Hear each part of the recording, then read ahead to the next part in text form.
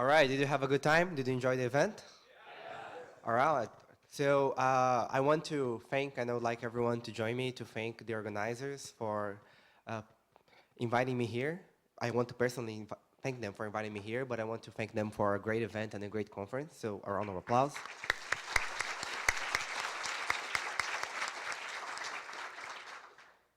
And so it's a Ruby Elixir event. So I'm really glad to be here and to have the opportunity of closing the event. So Matt's open, I'm closing the event, and this is great having the communities together. And for my talk today, so I'm going to talk about Elixir. And my plan for the talk is we're going to break it in 3 parts, okay? So it's not about how to program in Elixir, it's not about that. So it's more like how, when you write software in Elixir, you need to think about different concepts, different idioms, like we need to learn new words. So this is what this talk is about, okay? So I will start with an introduction of why Elixir, why a new programming language. Then we are going to talk about the idioms that you should learn when you are writing Elixir software and why Elixir matters because of that. And then at the end of the talk, I like to talk about the language goals. And what I did is that, so since we have a mixed audience here, there are people that have no experience with Elixir and some people that I have. So for the last talk, what I decided to do is to talk about the language goals, but instead of using the very basic language abstractions to show them, I'm going to talk about them in the perspective of the new features that have just arrived in Elixir or they are coming in the future version. All right? So let's get started. So why Elixir? Okay, one of the reasons. So before I started Elixir, one of the things that I was doing is that I was part of the Rails core team, and back in 2008 or something like that, Rails 2.2 was released, and one of the big features in Rails 2.2 was that Rails was finally thread safe. Okay, so what this meant at the time? So there is a paper from 2005 that says the free lunch is over. And basically the idea of the paper is that what happened for decades is that the CPU power would double every 2 years, right? Which was great for us as developers, right? It meant like if I wrote a code like in the 90s, at the beginning of the 90s, and then I waited 2 years without touching that code, I could just buy a faster hardware that would run that code twice faster. This was beautiful, right? Like, didn't have to do any work and everything, like twice faster. It was wonderful. That was the free lunch, right? We did not have to worry about a bunch of stuff because things were just getting faster. But the free lunch is over. That's what the paper is about, because Moore's law, it's no longer happening, right? Our CPUs are not getting any faster. We cannot buy machines that even though we have machines with 3 gigahertz CPUs for quite a while, we cannot find one with 6 gigahertz, 10 gigahertz CPU. It's no longer efficient to produce those chips, right? They cost a lot to do that. So what is happening is that our machines are starting to have more and more cores, right? I like to say today, even your wristwatch have like 2 cores, right? So today, thinking about concurrency and thinking about using multiple cores, it's no longer the special case. That's the rule. All the code that we write should be thinking about that, because everything that we do is using multiple cores, right? I like to say, for example, well, a lot of people complain that their test suite is slow. And then I ask, how many cores are you using to run your tests? And then they're like, 1. And then how many cores you have in your machine? 4. Right, so there's a chance you could make your test go 4 times faster if we just used all cores that are there, right? So for us as programmers, and we work a lot on the tooling, everything that we do also, so it's not about the software that we write that have end user applications. It's also about the tooling that we write for ourselves as developers. Everything that we do in our computer when we are developing, when we are programming, should be using all of the cores, because we are going to be happier this way. You're going to be more productive. You're going to be more efficient. Okay, so the idea here, so when Rails 2.2 was released, there was already some pressure in the community. They're like, hey, now I can get a machine to run Rails in production that has 4 cores. And I would like Rails to use all of the 4 cores on this machine, Okay, that's what we wanted to do. And the idea of Rails 2.2 being thread safe is that we can do that now. So what thread safe means per se? So threads is one of the ways we can use all the cores in Ruby. Okay, so we use threads, and then when you put your code in threads, it's going to be able to use all of the cores in that machine. Being thread safe means that you can run now your Rails application using threads, and Rails is not going to blow up. It's going to work. It's going to be just fine. Okay? And I like to think about this. I think we need to do much better than this, right? Because thread safety, it's kind of like the lowest guarantee that we can give in software, right? Imagine you're trying to sell somebody some software, and they ask you, is it going to be fast? And you say, I don't know. I just know that it's not going to blow up, right? We need to do better. We need to have better guarantees. So thread safety is not enough. We want to say, oh, not only it's safe with threads, it's going to be efficient, it's going to be productive, it's going to be easy to maintain, right? We need to go much beyond safety, right? Software goes much beyond that. So, Rails 2.2 was released, and they were saying that was thread safe. And it actually happened that later, when I joined the Rails core team, so this was before I joined. When I joined the Rails core team, we were also getting a bunch of, I figured out that this was not quite true. Rails was not really thread safe because you were getting bug reports that were saying, you know, when I spawn up a new application, when my system is overloaded, we get some like exceptions that we don't get in any other way. So there were some particular circumstances where we would get exceptions because you'd have a lot of access, which meant that the code was running in a certain way that would make those failures appear. And fixing those bugs, like debugging, finding them, and trying to solve them was very, very hard. So what happened is that this was the context. This is where I was, okay? And I was like, okay, if concurrency is becoming much more important, okay? We need to have a better answer, right? So originally, I started looking for alternatives with the purpose of learning. I wanted to see how other ecosystems, how other languages, they were solving this problem. And I did a lot of searching, I read a lot, but there was something that really changed in my perspective when it comes to writing software. And this thing is called functional programming. So this was like the first time where I was like, oh wait, like this changes a lot to me about how I think about software. And I could really identify with it. And functional programming can mean a lot of stuff, okay? But to me, those are the two things that matter, and those are the two things that matter at the time, okay? So what is functional programming about to me? So the first one is that the state is explicit instead of being implicit. So for example, when we get an object-oriented language, what we have is that we have objects that encapsulate the state. The goal of the object is one of the goals is that we can put the state inside the object, right? But when you're writing, for example, software that uses a lot of concurrency, what is one of the issues that you have? Imagine the following. Imagine that we have some state, right, here in an object. This is in memory. So one of the issues you have with thread-safe code, or writing codes with threads and trying to make that code thread-safe, is the following. So you have the state here in memory, and now imagine that you have two threads trying to change the same place at the same time, right? You can make your software crash. So that's one of the crashes that we would get, okay? So making the code thread-safe means that if you have some place in memory and you have two threads trying to change at the same time, it's not going to blow up. That's the process, right? So because we are putting the state inside objects, those scenarios, they are very hard to find, right? Because the state is hidden. I have objects with objects inside, with objects inside. So it's very hard for me to find the cases where those failures could happen. In functional programming, we don't have objects. We don't have state inside objects. So we are always explicitly passing the state around.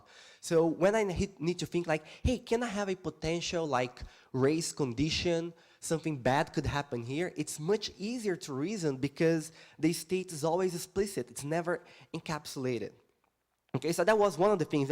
And then I was thinking, like, if I was using this principle when writing the software that I was writing in the past, I think my code would be much simpler and it would be much easier to parallelize and run concurrently and so on. So that was one of the things, right? The second one is the following. In functional programming languages, we like to say that the data structures, they're immutable. So what we do here is that we only think about transformations. We don't think about mutations anymore, right? So in Ruby, imagine, for example, you have an array with the elements 1, 2, and 3.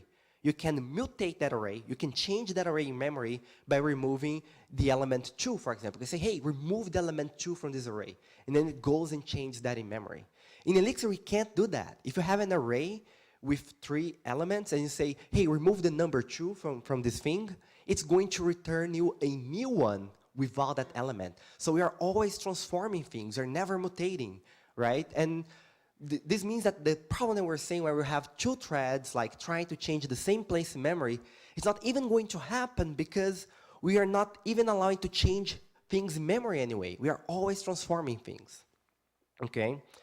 So this was the first point that was like, wow, I really think my software would be much clearer if I was following those principles, right? But we know that there are a bunch of functional programming languages, right? And then, so which one would I choose, right? And that was the second research that I started to do. I was like, well, we have a bunch of, I'm really liking this functional programming style. Which language I would like to use to write my software? And then doing the second research is when I found Erlang, okay? So Erlang is a programming language and also a virtual machine created by Ericsson, which is a telecommunication company. And what is really interesting about Erlang is that they designed the language and they designed the virtual machine to solve one very specific use case, right? Which is the use case of building telecommunication software, telecommunication suites. So imagine that you are Ericsson, right? Imagine that you are like the engineering team inside Ericsson. And one of the things that you are doing is that you're building telephone switches. So when you're tackling this problem, you're thinking, there are many requirements here that I need to address. So for example, if you're building a telephone switch, what a telephone switch should be able to do? If person A wants to talk to person B, you need to do that for a telephone switch. So the telephone switch should be able to connect to people to talk, right? That's what we do when we're using the phone. But we also want the same switch to be able to handle multiple people talking to a bunch of other people at the same time. So here we start to get this idea of concurrency, right? So this virtual machine was created in the 80s, right? So it's like 3 decades old. And they were thinking about this problem at the time. So we need to handle a bunch of things concurrently. What is the best way to solve this, right? Not only that, sometimes I want to call someone, but that person is already talking with someone else through another switch, right? You can imagine that if I'm here on Taiwan and I want to, for example, to call my wife that is in Poland, right? It's going to pass through a bunch of switches, right? So we need to be able to have all those machines communicating. So you're not only thinking about concurrency, but you're also thinking about distribution. I need to be able to use multiple machines to fill a particular purpose, to solve a particular problem, right? And they have a bunch of other interesting use cases. So for example, I like to say that today telecommunications, like it's basic infrastructure, right? We expect it to be there all the time, right? So we don't receive like phone calls from our operator saying, hey, don't use your phone from midnight until 2 a.m. because we are going to be in maintenance mode, right? That doesn't happen, right? So what they also need to do is that they need to be able to upgrade the code that is running in production live. And they need to be able to do that without bringing the system down. Because the thing about, so today when you're doing web, one of the things that we do is that, we have a new version of the software to deploy. What we do is that we change a proxy, for example, and make it point somewhere new. And we can do that because the requests, they're supposedly short-lived, right? If you have a request that takes long, it's like 30 seconds. They can't do that here. There's always somebody on the phone, right? So you can say, I'm taking this node down and bring a new one, because there's always somebody on the phone, and you can have calls that can last days. So they need a way to upgrade the code while the code is running. So it was really exciting because they had all those problems they had to solve, and they come up with the solution. And Erlang was used mostly for telecommunication for a long period of time. Until about 2004, 2005, people started to realize that this use case here, where we have telephone switches, it's very similar to the web, right? You have a server. You want that server to be able to handle as many requests as possible, right? You need to talk to other internal endpoints, right? You want to be able to upgrade our code, to change our code without bringing people that are without shutting down or turning off people that are using our application, right? It's very, very similar, the use case. It's the requirements there are very similar. And it's even getting more and more similar because today we are talking about like mobile devices, right? Where information is coming and going all the time, expecting the information to be reaching to us all the time. We're talking about IoT. So not only we need to worry now about everybody using a phone being connected to our servers, but we're also talking about electronic devices being connected to our servers too. Right? So the load and the demand and the connectivity that we need to handle, how many people or machines we have connected is only going to increase. So when people realized this, they started using Erlang more and more, right? So Amazon, Facebook, we have telecommunication companies like Ericsson and Motorola. Heroku, so if you ever hosted an application on Heroku, every time you access your application, it is passing through a routing layer that is written in Erlang, okay? And then we even have database like RubyElixir that is implemented on top of Erlang. And there is one use case that got a lot of attention. They also use Erlang, which is WhatsApp. So WhatsApp is a messaging application that you install on your phone so you can exchange messages with your friends. And they use Erlang. And it was nice because they go to Erlang events and they talk about the infrastructure. So what they did is, so in one of these blog posts, which at this point is a little bit old, 6 years old, from 2012. So what they did is that they were able to have a single machine, a single node in production, and they could have 2 million devices connected to a single machine. So a single machine was able to handle 2 million devices. And when you look at the machine, it's a quite powerful machine at the time. It's a machine with 24 cores. It's a machine with 96 gigabytes of RAM. But this is exactly what we want, right? We want to be able to write our software that when I run on my machine, it's going to use all the resources that is available. But when I put in production and it's a machine with 24 cores, right, it's going to be able to do that as well. And they were able to get, and here you can see they were using only 40% of CPU in memory. Later they said, I think they got to 3 million or 3.5 million connections on a single machine. And today, when you go look at WhatsApp numbers, they run at a massive scale. They have more than 1 billion users. You have more messages going through WhatsApp every day than in the whole SMS system. That's the size of the scale that they run. And they run in Erlang. So that's why, right? That's why Elixir. It's really two reasons. So the first one was really about functional programming and embracing the ideals in there of transformation, right? And of explicitness. And the second one is really about Erlang. That's why Elixir exists, because we want to leverage Erlang. So from this short introduction, right, you can think like, okay, so how we would describe Elixir? So we could describe Elixir as a functional programming language, right? That's fair. We could define Elixir as a concurrent programming language. But I think even more important, we can define Elixir as a distributed programming language, okay? So that's the second part of the talk, which is, to me, is the most important and the most exciting part of the talk, right? So I hope you kind of get the idea of why Elixir and why we decided to create a new programming language. And if you want to go home and you want to try to use Elixir, what I want to do now is to tell about the idioms, the things that you're going to learn that makes it possible to write software with the properties that I was talking about, software that is concurrent, software that is distributed, software that we can upgrade the code live, software that don't fail, okay? Or rather, when it fails, it can start over. So, okay, so let's go to the idioms, right? So the title of the talk is officially Idioms for Building Distributed and fault-tolerant applications, and that's exactly what we're going to do now, okay? So let's start, right? So here is the code that we write in Python, Java, C, Ruby, right?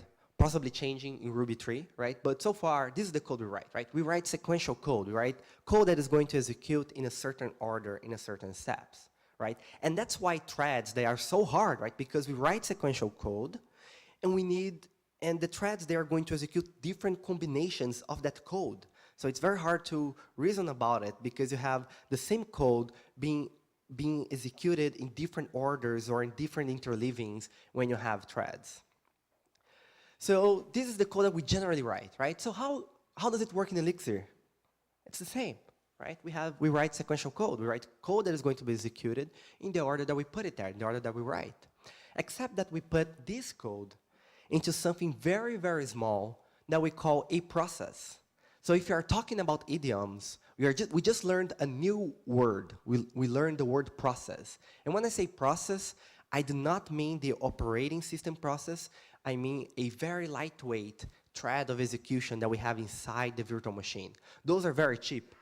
Did I say that WhatsApp, they were able to get 2 million connections on a single machine? They had at least 2 million processes, at least one process per connection they were receiving, okay? So that's what we do. We have those processes that are very cheap, very lightweight, and that allows us to create literally hundreds of thousands of them. We can create a bunch of those, okay? And those processes, they are isolated. They don't know about each other, okay? They are completely isolated, and because they're isolated, they don't know about the other one. They can all be doing their own thing, right? They don't need to synchronize. They don't need to do anything. So we have a bunch of processes that are very cheap running at the same time. And that's how we get the idea of concurrency, because they're all running at the same time, right? And if by any chance you actually want to coordinate, imagine that you have a bunch of processes that you want to do things together, what you do is that you send messages. Okay? So now we learned a new idiom. We are talking about sending messages between processes. We are talking about message passing. All right. So we're starting to get some perspective of how our code looks like. It's a bunch of very small things, each doing their own thing, all at the same time, and that's how we get concurrency, right? Because they're all running at the same time. Okay?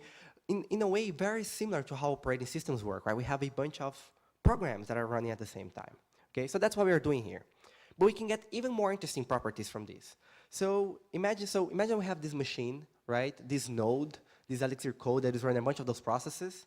And let's pick, for example, 4 processes and try to understand better what they are doing. Okay?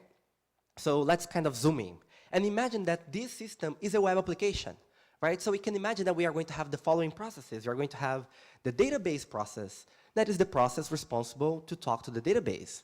We are going to have the web process, which is the process responsible for accepting web requests. We're also going to have a statistics process that, for example, can compute live information, like how many users are connected right now or something of this sort. And we have a mailer process, okay? So those are all 4 different processes. So here's the thing.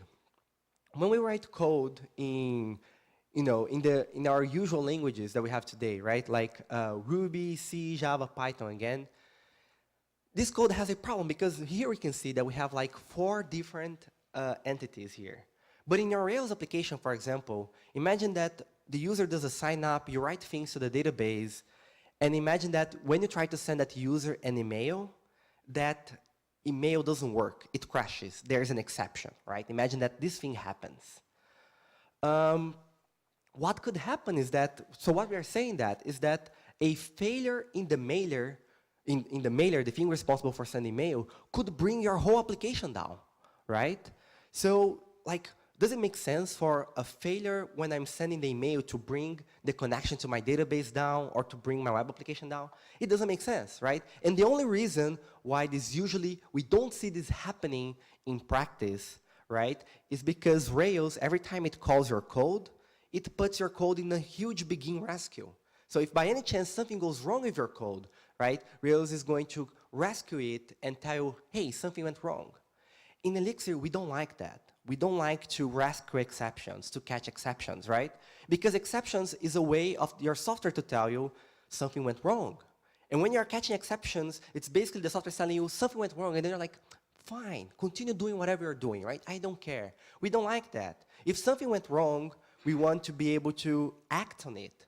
So what we do in Elixir is because all of those processes, they're actually isolated, we say, look, if you're trying to send an email and it crashes and something goes wrong, let it crash, let it fail, okay?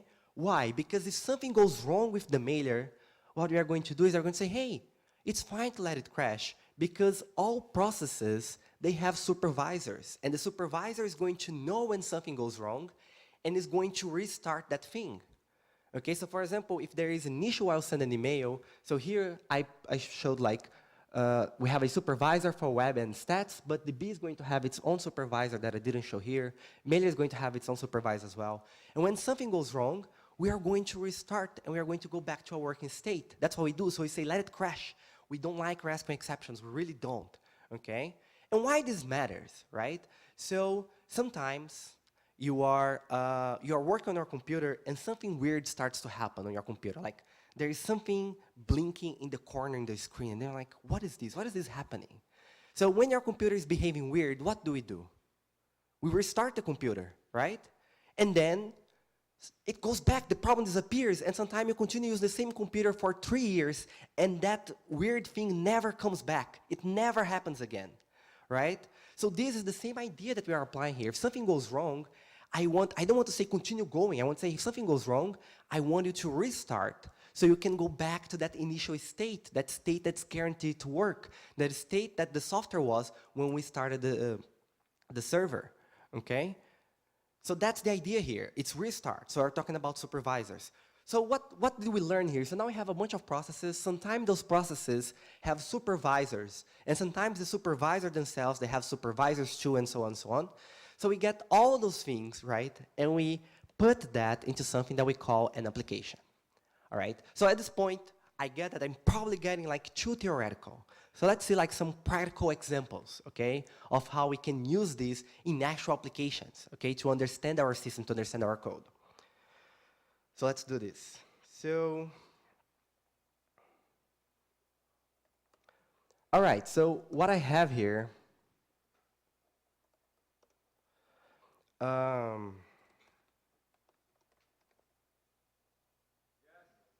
thank you.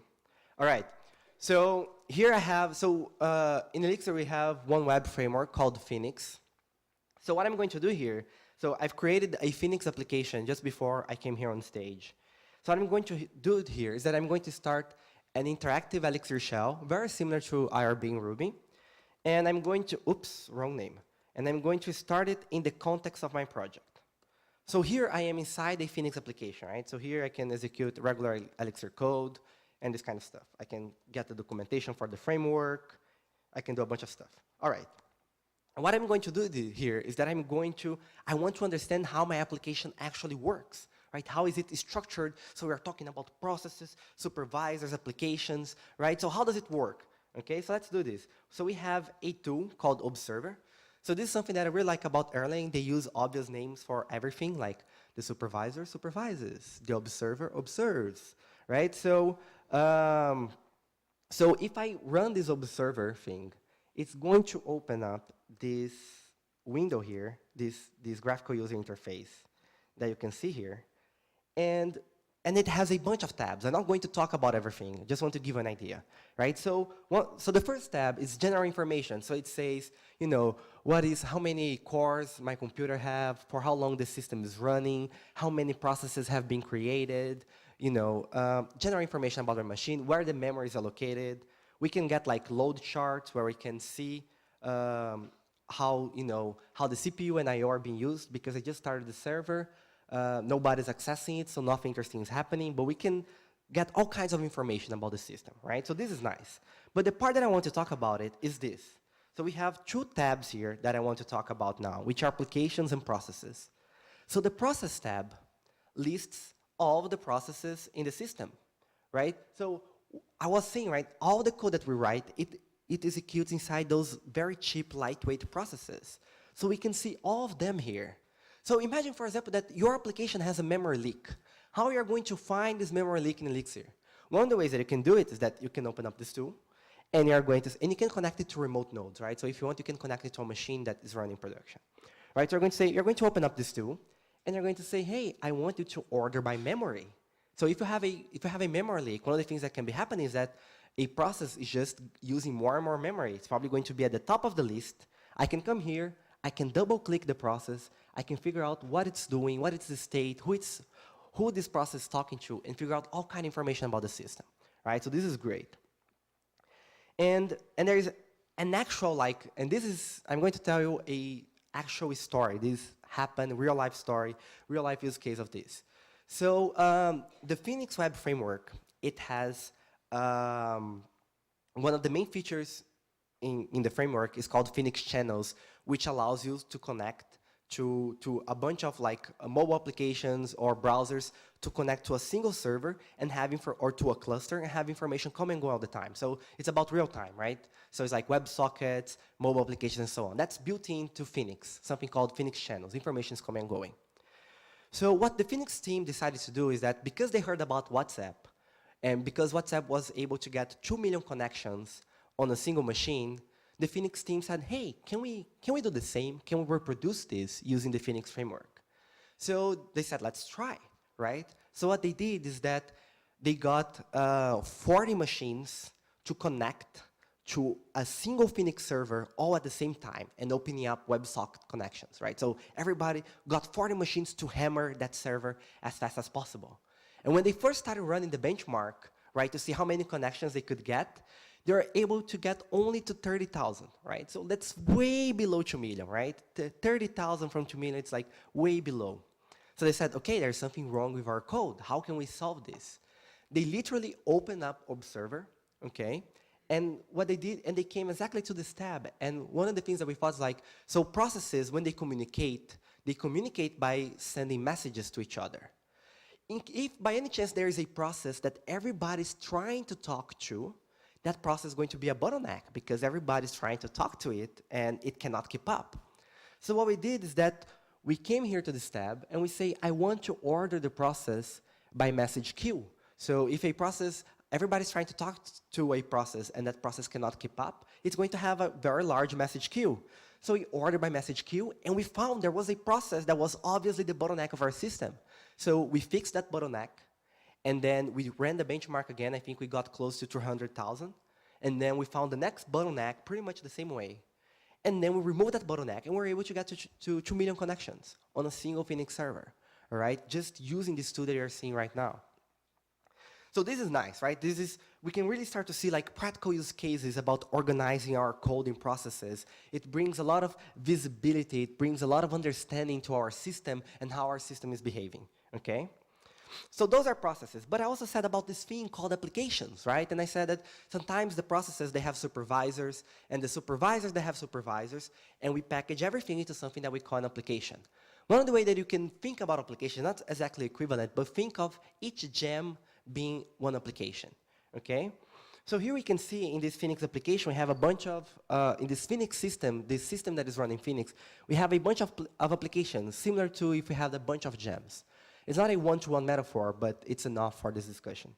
So we can see here, for example, oh, I have like the Elixir itself, it's kind of an application. So this is the Elixir supervision tree, right? It's very small. It has like 5 processes in it, so very, very small. But we have a bunch of other stuff here, each of them with their own application. So what else do we have here? So Phoenix itself has its own application. Oops, sorry. So Phoenix itself has its own application. It's also very simple. But the thing that I want to look at is our application itself, the system that you're writing, right? So you imagine that you start using Phoenix today. It's going to have its supervision tree, the supervision of your code. And that's the one we can see here. And it's quite more interesting, right? So we can see here the supervision tree of our application, okay? So what we can see is that it has a supervisor. So the name of our application is demo, that's why. So it has a supervisor. And that supervisor has like other supervisors here that, for example, start a bunch of other stuff. But one of the things that we can see in our application as well is the repository and the pool. So what does this mean? So if you're writing a web application, most likely you want to talk to a database. And how do programming languages, regardless of being Elixir or Ruby, how do they usually talk to the database? They create a connection pool. So when your application starts, it opens up like 10 connections to the database and leave that connections around. It leaves them ready. So every time you want to do a query, it gets a connection from the pool, uses that connection to do the query, and then put it back on the pool, right? Here we can see this thing, we can see this concept, right, visually. So we have a pool, and the pool is a process, and we can see here all of the connections to the database as separate processes. They are all here.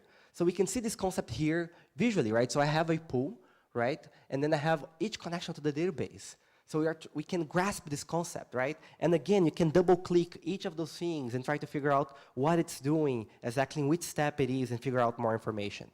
But not only that, so we're already getting a lot of interesting things about our software, understanding our software. But not only that, one of the things that we can do here is that we can simulate failures, right? So we're talking about let it crash, where things can go wrong, and then the system should be able to notice that things went wrong and restart itself, heal itself, go back to a working state. So we have here, so we have a bunch of processes that talk to the database. So imagine that, for example, the database decides to close a connection to one of those connections. We can simulate this failure here. So what you can say, look, I want to simulate a failure. I want to simulate that something went wrong. I can go here and say, I want to kill this process. So look, I'm going to kill the process with number. So all those things, 0.293, those are identifiers. Those are IDs, okay? They identify the process. So I'm going to kill the one with 293. What do we expect to happen? Because I killed the process, that process, the 293, should no longer exist, but we expect that code to be supervised. So what should happen is that the pool should notice that one of the connections is lost, but because we want to have 10 connections to the database, there is a predetermined number of connections we want to have, the pool should notice that and start a new one in its place.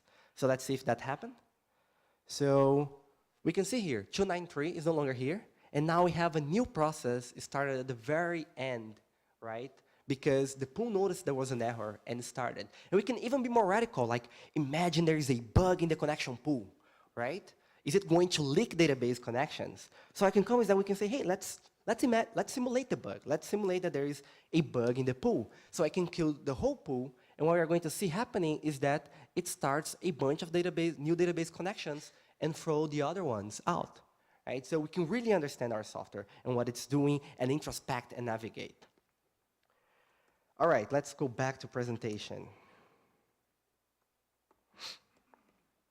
All right, so we talked about applications, right? And they have a very important goal in Elixir code, right? So they're very useful for introspection and monitoring, understand our system, what our system does. They are useful to understand the state of our application. I can double-click the things and see, what are you doing right now? What is your state, okay? It's easy to break into components. So imagine that I work on this application, and that supervision tree is just getting like larger and larger and larger. And say, hey, I want to break it apart, right? This code is starting to get messy. You can take, for example, you can take, hey, let me take a branch of this application and move it elsewhere, move it to another application. Or let me take a subtree of this and move it elsewhere.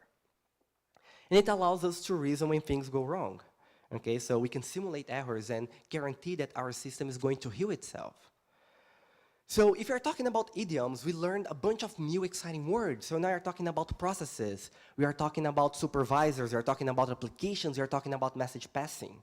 Okay? And because of this, we got a lot of exciting properties in our software. So our software is concurrent because the processes, they're all isolated, right? So they can all run at the same time. We are also talking about failing fast, let it crash. If something goes wrong, let it crash. The system is going to restart itself and go back to a working state. So we are talking about software that is fault-tolerant, that can react to failures, okay? So the engineers at Ericsson, they like to claim that they write software with 9 nines of reliability. And that's basically software that has the downtime of less than a second. Okay, because they write software using those principles. And there's one thing, though, that's in the title of the talk that I didn't explain it, which is the distributed aspect, right? So I say all these things, and I said that you can write distributed code, but I didn't show how, right? It's actually very simple. So imagine, so here's the code that we said, like we have a bunch of processes running at the same time communicating. Because the virtual machine knows how those processes communicate, it actually abstracts that in a way that it doesn't matter if the processes, they are in the same or in different machines, they can just communicate transparently, and that's it, right? So the same abstraction that we use to get concurrency, for example, it's the abstraction that we use for distribution. And that's what makes it very exciting. Beautiful, all right, so that's the second part of the talk, and we are going to the third and last part of the talk. We're almost done, okay? So everything I said so far about idioms, it's not specific to Elixir. It actually comes from Erlang, and it comes from the Erlang virtual machine. We are just leveraging it. We're just making it available for developers, okay? So that said, you may ask, so why Elixir? So why wouldn't I use Erlang, for example, right? And in order to answer this question, I want to talk about the 3 goals that Elixir has as a programming language and show some of the new features that are coming in future Elixir releases to try to give you an idea and and see what we are planning to have in the future. Okay? So what are the 3 Elixir goals? So the first one is compatibility, the second one is productivity, and the third one is extensibility. So compatibility, it's easy to talk about. It basically says that everything I said so far that actually comes from Erlang is going to work just fine in Elixir. That's it. That's all it is about, right? So done. Can move on to the next one. The second one is productivity. So what about productivity, right? It's actually very hard to say that one programming language is more productive than the other, right? We have some studies, but they're never enough, right? It's very hard for us to claim, oh, this language is more productive. We can express our opinions and our own experience, but it's very hard to claim generally. Okay, so in Elixir, we don't say that, we are the most productive language, but we say that we focus on productivity. And the way we do that, for example, is to have like first-class documentation. We say that documentation should be easy to read and easy to write. It should be available anywhere. So if you're on your terminal, you should be able to get documentation. If you are on the web or on your phone, doesn't matter. Documentation should be really accessible. So we also focus on having a very good tooling out of the box. We also have a package manager. So we say that productivity, in many of ways, is about the tooling and making sure that you have a good experience. Okay? And for this talk, since I promised to talk about things that are new in Elixir or coming in the future versions, one of the tools that I want to show that just arrived in Elixir 1.6 that was just released is the code formatter. So Elixir 1.6 that was released January this year, it adds a code formatter. And what a code formatter does, it formats code, right? So, so what is a code formatter? Formats are code using a consistent style.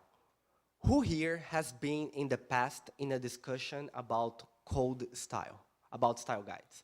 If you should use space in some places, if you should keep the parentheses on the same line or different line, almost everybody here had this experience at some point, okay?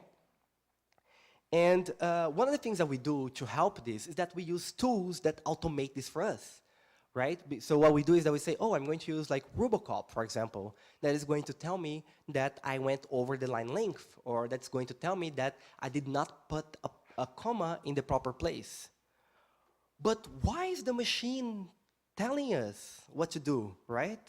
Are we waiting so much for Skynet that they're letting the machines let us know how we write our code, right? That's not what we want, right? So why don't we say, hey, you know what? If something is wrong, machine, go ahead and fix it, right? If it's over the line length, figure out for me and solve the problem for me. That's what the code formatter does. So instead of us, so imagine the following. Imagine that you sent a pull request, and the tool that you are using to review your pull request gives you a bunch of feedback. One of these feedback says, look, you went over the line length here on this part. And the other feedback says the complexity of this method, of this function is very high. Which, because you have, for example, 3 nested ifs or something like that. Which one is important for you to solve? About the code complexity, right? We don't want to have to focus about the formatting rules. So that's what the code formatters allows us to do, allows us to focus on what matters, right? And what is really exciting about this is that it also works as a guide for newcomers. So imagine that you're excited, you want to try Elixir today, and as you're writing Elixir code, a bunch of questions starts to come to your mind, like, hey, what is the best way to write this code? How does the community format this particular piece? So what you do is that you go to a forum, or you ask a coworker that already knows Elixir. With the formatter, you can have immediate feedback. You can just press a button, for example, in your editor, and it's going to format the code for you, and it's going to say, hey, this is how, right? It's immediate. And it unifies code written by teams in the community. So everybody is formatting code the same way. Because our formatter, it basically has, you can't configure it. That's it, that's the deal, that's how you write your code. So that's an example. So imagine so here is a Phoenix controller. So imagine that somebody wrote this code that is inconsistent. Sometimes there is a space after the operators, sometimes there is not, right? When you run the formatter, basically what the formatter does is that it ignores almost all of the code that you wrote here and formats it according to a unique style, to a consistent style that is always the same, right? So that's what it does. And it's even funny because when I was writing code, Elixir code, or any other code in the past, right, one of the things that we need to do as we are writing code is that we are writing the code and we are formatting. Sometimes the editor our code editor helps us, but we are doing the formatting.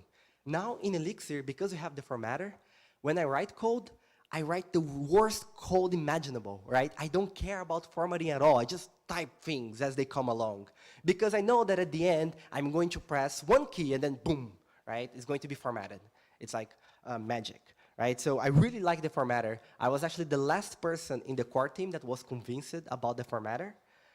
They all, like, everybody had to convince me, but now I'm like, I can't live without this. Right, so it's increasing productivity through automation, right?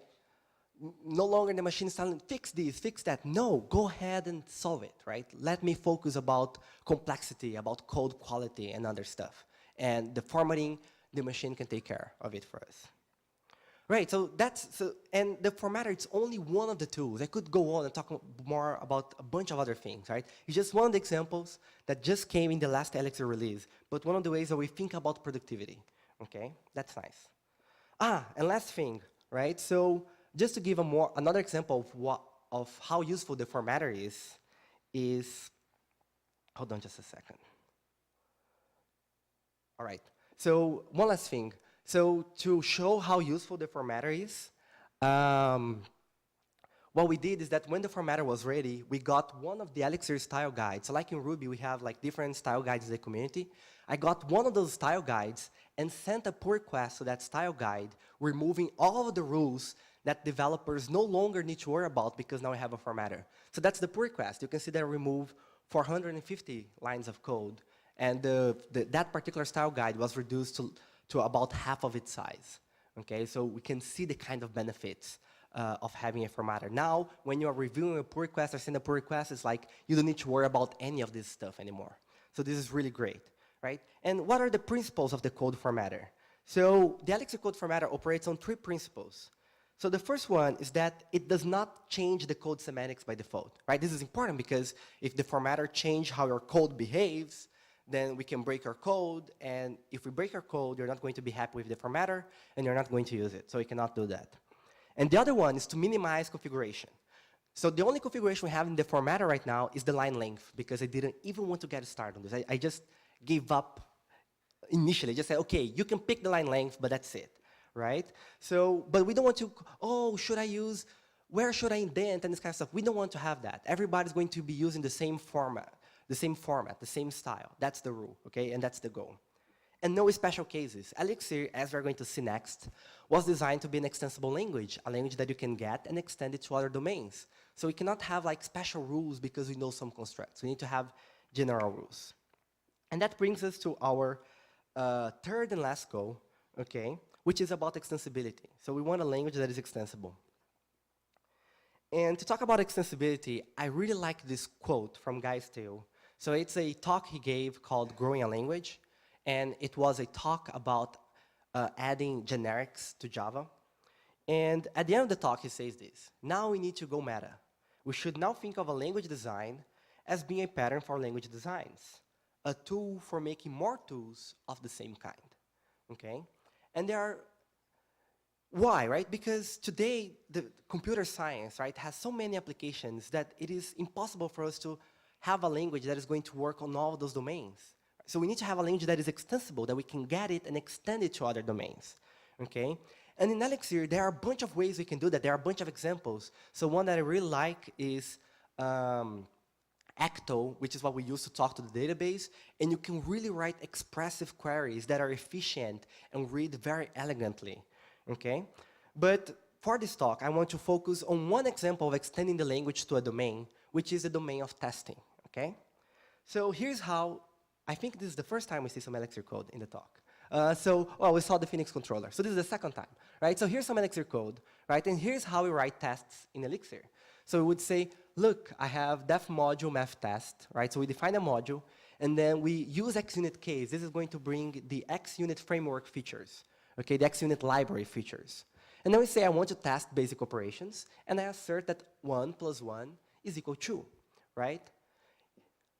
in many languages, you cannot write assert like that, right? You cannot do something like assert 1 plus 1 is equal to 2. So for example, in Ruby, if you write an assertion like that, right, when you get an error, it's going to say something like, hey, you expected, so imagine I write an assertion in Ruby and the assertion fails. The error message is going to say, hey, you expected true, but you got false. That's not a very helpful error message. So in Ruby, one of the things that we do is that we say, for example, assert equal. We need to tell the test framework which kind of things, what we are trying to do. Oh, I'm trying to compare that those are equal. I'm trying to compare that they're different. You need to tell this. You need to give those hints, right?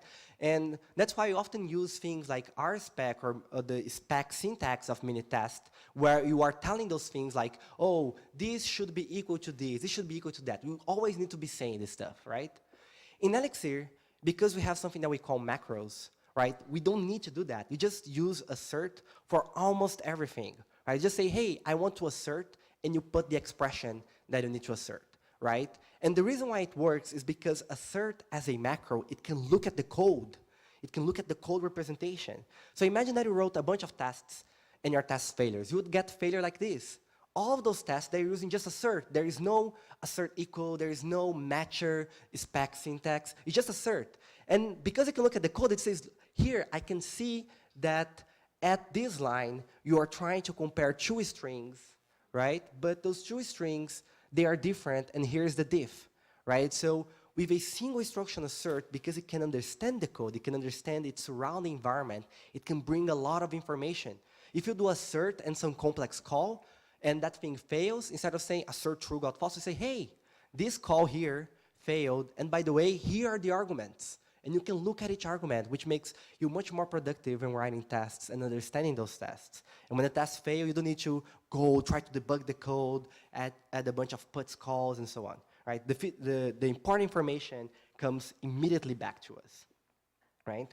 And this is one of the ways that we can write tests. But there's another way that we are planning to add to Elixir in the future that we call property-based testing. So this is one of the features that we want to add to the next Elixir release. It's planned for the next Elixir release, which is Elixir 1.7 that is coming in July. We do releases every 6 months. And which is a new style of testing. And this is the last thing I want to talk about, and then we can go to questions. So in order to understand what are property-based testing, I want to talk about the kinds of tests that we write today. So the tests that we write today, they are example-based testing. So imagine that they are, for example, an Elixir developer. So in Elixir, we have this function called string contains that check if the string full bar contains full. Imagine that we implement this function, contains. We implemented it. And now we want to, we wrote that code, and we want to test our code. So what do? We, us humans, right, we need to come up with a bunch of different examples. So, oh, let me check that full bar contains full. Let me check that full bar contains bar. Let me check that full bar contains OB. Let me check that full bar does not contain oops. So we need to come up with all those examples, right? We need to come up with all those rules, right? But this has an issue, right? Because how are we going to find corner cases? Maybe there is some particular input that makes our code fail, right? How can we find those cases? And even if you can think about those corner cases, right, how we are going to reason about them? What should be the behavior of our code after we figure out those corner cases? Right, so for example, off by one errors, or in case of string contains an empty string. So for example, if you are writing this code, would you remember to check what happens if I check if full bar contains an empty string? And even if you remember this, what should it return? Should it return true or false, right? So we need a good mental model to think about this stuff, right? Are you going to remember to check this case? Are you going to remember to check this case, right? So there are a bunch of cases that we need to think about, right? And it depends on us as humans to remember to think about those scenarios and test those scenarios. Can we make it better, right? Can we automate it? The whole idea of property-based testing is that instead of trying to come up with a bunch of different examples, we just tell the computer, hey, I'm going to define like a property. I'm going to define a rule of how my code should behave, and you're going to generate the examples for me. So the computer, we're no longer thinking about the examples, we are generating them. So how would the property look like? So in Elixir, it would look like this. And so what do we need to, imagine that we want to check that one string contains the other. What is one property that we could use to check that? So the first thing that we do is that we generate one string. So this is going to say generate. I want to check that all strings that I generate. So I'm going to generate at the end 2 strings. One string I'm going to generate, and that's going to go on the left side. And I'm going to generate another string that goes on the right side. Okay? And I'm going to concatenate those. So if I have 2 strings and I concatenate them, the concatenated result should contain both the left side and the right side. It makes sense as a property, right? So if I concatenate 2 strings, the final string should have both the left side and the right side. This is the property. It makes sense as a property. We expect our code to behave like that. It makes total sense. So what we do is that we no longer write examples. We write this property. And then we tell the test library to just generate a bunch of examples. So we are going to execute these like 100 times, 1,000 times. How many times you tell it, you can ask it to generate things for like 10 seconds. There are many ways for us to control this. And then it's going to generate. And then eventually it's going to generate an input, for example, where left is an empty string and right is not an empty string. So it's going to check one of those corner cases. Eventually it's going to generate something where both left and right are empty strings. So now all those cases that we're thinking about, we no longer need to worry about them. They're generated for us. So property-based testing is often described as generative testing. And it's useful to describe the invariants in the system. It's used to define properties, things that are always true, right? That should always be true. There is no condition where that thing should be false. Sometimes when you're reading documentation, if you get a code and you read the documentation says, when the input is an empty string, it behaves like this. When the input is 0, it behaves like this. It's because there is no underlying property, right? Like each different input has a certain rule, right? And that makes our code more complex. It makes the documentation more complex, and so on. When we started using property-based testing, we actually found bugs in Elixir, Elixir standard library, because we figured out that there were some functions that they had no property. They were behaving, as I said, depending on the input, it was kind of like giving something slightly different, right? And now we can come up with a simple property that exhibits the behavior that we want. So it leads to fully tested software that is designed with intent. Okay, so I'm really excited about property-based testing. There are like, if you search for it online, there are very interesting presentations and very practical use cases of property-based testing, actually, find bug in production software. And we want to, adding this to Elixir, we want to give an initial step and get more developers to use this tooling. Because I think property-based testing, it made me a better developer. So I want to have more people using this technique because I think then more of us, they will become better developers. And you don't need to use Elixir. We have libraries for property-based testing in Ruby, for example. So it's something that you can try right now. You don't need to migrate to another language, for example. But in Elixir, we want to have it as part of core in 1.7. So that's it. That's the end of my talk. So if you are excited about Elixir and want to try it out, go to our website. There is a getting started there that's going to explore the main concepts of the language. We also have a learning page right there in the menu that has links to books, videos, podcasts, courses, all kind of stuff. Okay, and finally, I want to thank my company, Plataforma Tech. Elixir was created as a research and development project inside Plataforma Tech, and we are really happy to see how far the community and the project was able to go. And if you're already using Elixir in production and you need help, let us know. And that's it. So thank you very much for your time and attention. Thank you. Do we have any? It's QA section. Do we have any questions from the audience? Hello, Jose. Thank you for your presentation. It's really amazing. My question is, how does Elixir core team look like? And do you commit to Elixir without pull request? I do, but I'm the only one. So this is a very good question because so I think, for example, at this point in my life, I'm going to give a very personal answer to this question, which is at this point in my life, it's very likely that Elixir is probably going to be my biggest legacy. So everybody's familiar with the concept of buzz number, right? Which is a very dark concept. It's basically the number of people a buzz needs to run over so that the project kind of dies. There is nobody to maintain it, right? So I think if a buzz actually runs over me, I would like Elixir to survive. So since the beginning, I've tried to not centralize those things on me. So today, the core team, we are 6 members, and we work really hard to have a even understanding of the code base.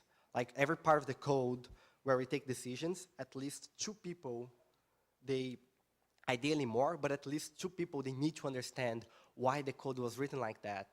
And so, you know, or even if I retire, maybe I'm like, I'm tired of development, I want to paint, right? I want to be able to do that in the future, if I want to. So we are 16. Elixir, as a language, relatively small. Yes, okay, so Elixir, we have 6 people, we are the team. Elixir is relatively small because we don't want to, so for example, we don't have JSON in the standard library because it's very easy for us to get a package and use it. So we have a small core, and the 6 team, it's enough to maintain that, and we try to have an even understanding of the code base so everybody can take decisions when someone is not available, for example. Yeah. Did I answer that question? Did I answer your question? Okay, let's have one more question.